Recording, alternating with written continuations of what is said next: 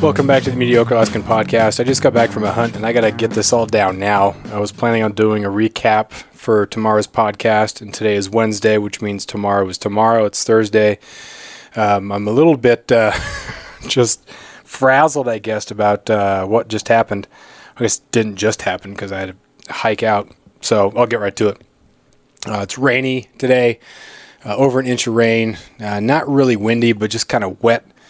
And I hiked in to some lowland type spot thinking that it's been hot for the last week or so stuff is going to be out and it's going to be enjoying the coolness and the wetness. So I'm walking and I'm glassing some clear cuts, and I just think there has to be one in there. It's just a matter of me finding it. I have to find it. It's there. I got to find it. It's there. I got to find it. And you glass, and you think, okay, I'm going to see it. I'm going to see it. And then you don't. So I just keep working further and further and further. And then finally, I kind of come around this corner and I see a deer kind of back behind me, because every time you walk like 50 yards and all of a sudden a whole bunch of new stuff is opened up to you because there's those undulations that are revealed and there's a lot of good habitat in there for deer. So I see this deer and it's definitely a buck. I just kind of see the head and the antlers. I'm thinking, oh, dude, sweet. So I get down and I'm ready to shoot, and it's raining. He doesn't give me a shot. And he kind of feeds down into this little bit of a V. And so I think that, well, maybe he saw me because he was kind of looking at me. It was 290 yards. Like, the wind was perfect, but did he see me? And so I figure, all right, well, I don't know if I read somewhere or heard somewhere, and I don't know if this was blacktail or elk, but I think it was actually maybe Joe Piston's game cam stuff. He'd said that of the deer that he has on his game cameras, when they go to bed, they don't bed for longer than about an hour.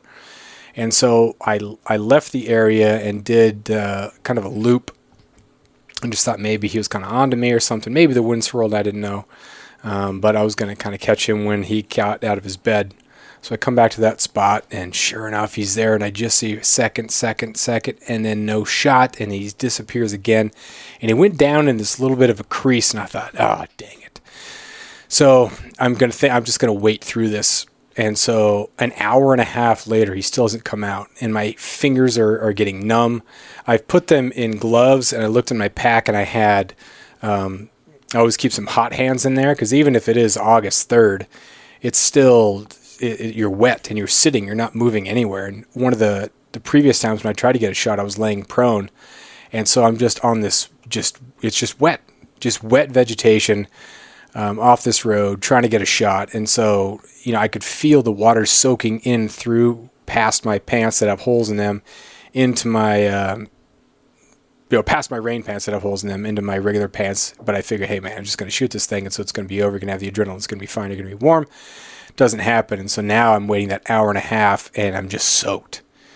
And I had some sweat building up, and I put on a fleece between my base layer and my rain jacket, but just wet and cold. And I put the hand warmers in my gloves, and so I could feel my fingers again. But I thought, man, something's got to happen here. It's been an hour and a half. I got to make a move. So I'll go around on the logging road, and there's this kind of where the landing area is, and it's all overgrown with alders, and there's this deep cut, and then there's a little mound, and I figure it's right on the other side of that mound. And so I'm going down this, and when you're going through some of that clear cut stuff, like you break through and you're just hip deep all of a sudden, thinking, dude, man, I'm hunting solo. You can't be dislocating your hip on this random spot outside of cell phone service, man. Just be careful here. So I get to kind of the bottom, and I start to come up on that little knob, and I'm like waist high in blueberries. And I'm thinking, this is absolute bear territory. And I've seen a lot of bear sign. And here I am walking through bear territory in the rain, trying to be as quiet as possible so I don't spook a deer. How stupid is this?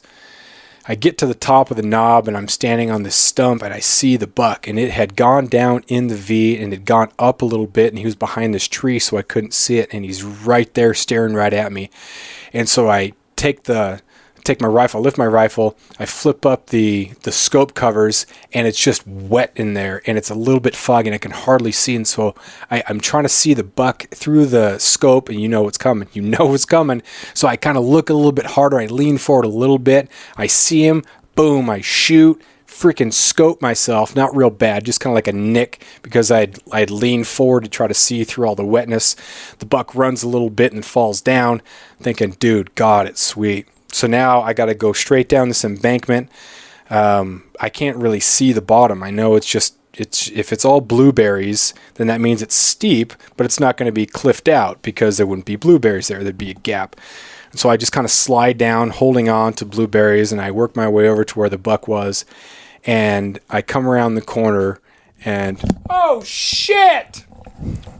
Stinking bear is already coming toward the carcass. It's about 20 yards off, and I just look at it, and that's what I said, and then it looks at me, and then it ran off. After years of fine print contracts and getting ripped off by big wireless providers, if we've learned anything, it's that there's always a catch. So when I first heard that Mint Mobile offers premium wireless starting at just $15 a month, I thought, what's the catch? But after talking to them and using their service, it all made sense. There isn't one. Mint Mobile's secret sauce is that they're the first company to sell wireless service online only. They cut out the cost of retail stores and pass those sweet savings directly to you. For anyone who hates their phone bill, Mint Mobile offers premium wireless for just $15 a month. I was hesitant about having to get a new phone and a new phone number, but with Mint, you can use your own phone with any Mint Mobile plan and keep your same phone and your same phone number along with all of your existing contacts.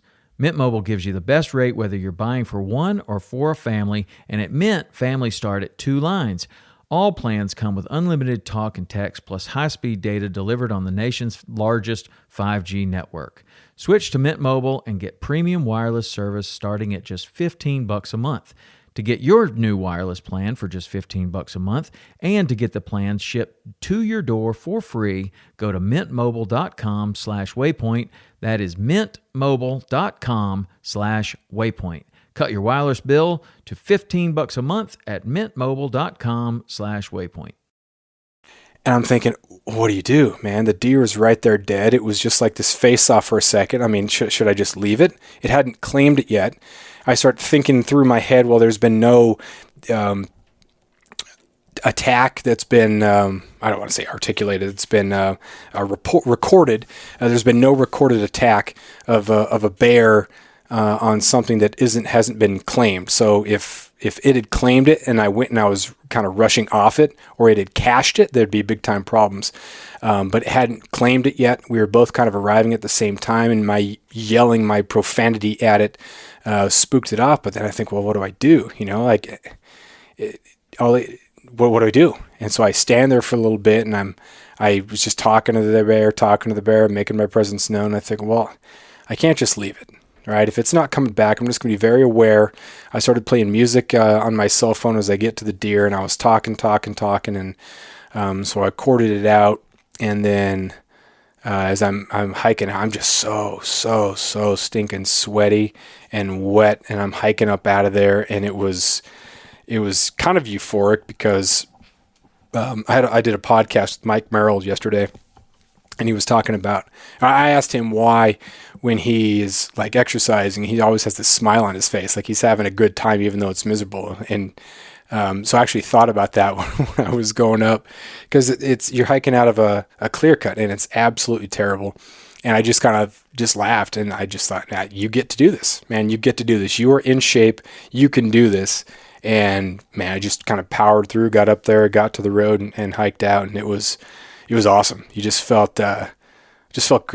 Just felt good. I'm happy that everything worked out the way it did. If I were to do it again, it worked out, so I can say that I did the right thing. But I know it'd been maybe 3 minutes since I shot that deer. That I got down, maybe 5, maybe 10. I don't know how long it was. You know, the concept of time kind of goes out the window there. So it certainly wasn't a long time or long enough time for the bear to get on the carcass, eat the carcass, cache the carcass, claim the carcass. But that's something to be aware of. And I don't know, I might get some feedback saying that it was stupid and irresponsible for me to do that. But at the same time, how many times have you been on a deer kill and there have been bears that have been around you that you don't even know about? They're just waiting. And so maybe it just thought that the deer was just heard the commotion and the deer flopped a little bit before it died. And so maybe it was just coming to investigate, and black bears are docile. This is not brown bear territory. We do not have brown bears here. We do not have grizzly bears here. So if that was the case, I would have gotten out of there immediately. So this is black bear, different situation, different program. I made the decision that I did. I think it was the right one. Like I said, there only a small period of time had passed. The thing took off, and I was a safe distance from the carcass when I waited to see what was going to happen, and it didn't come back around. It was a not a really young bear, but a middle-ish bear. So crazy, absolute crazy. But hiked back, got it. Now I'm going to clean up the meat, and yeah, there it is. So that's the recap from day 3 of hunting. My opener kind of got boned because of the weather. I was up on top on a mountain, and the clouds just they came in at about 5:15, and they just didn't leave. And it wasn't really fog, because there wasn't any fog below about 1,000 feet. It was just kind of a low cloud. It just stayed there, and so you couldn't see between. You couldn't see any more than about 30 yards. So for about 5 hours, it just stuck in that soup, and so I didn't have any chances there. And then yesterday, I just went out and set up a game cam somewhere and saw some wolf tracks and some deer tracks. So I did have my bow, so that was. I was technically hunting, but so today was kind of the second real big day to getting after it, and glad I had my rifle and glad I made it work, and crazy day. So that is the blacktail recap for this first couple of days of the season. Make sure you check out the mediocrealaskan.com. Books are available at Miserable Paradise at miserableparadise.com, as well as on Amazon. Thank you for all the support. Thanks for listening, and we'll talk to you next time.